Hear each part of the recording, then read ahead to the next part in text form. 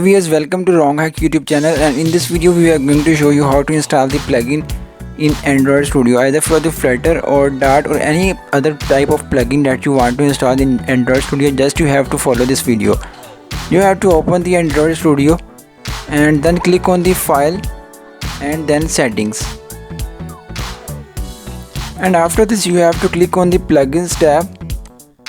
So these are the installed plugins, and if you want to install the new plugin, then you have to click on the marketplace tab, and here you can search different plugins. Like I want to install the Flutter plugin here, and I search the Flutter keyword, and then I will install the Flutter plugin in the here. So you have to click on the install button here. So it will take some time depending on the internet connection, and then you have to click on the restart IDE, and then I will click on the restart button.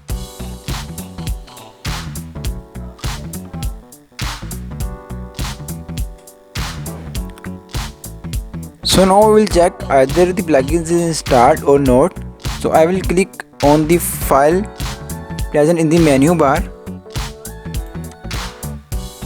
and then I will click on the settings, and then plugins, and click on the install tab.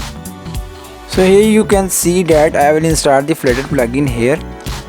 So in this video you can install any plugin in the Android Studio.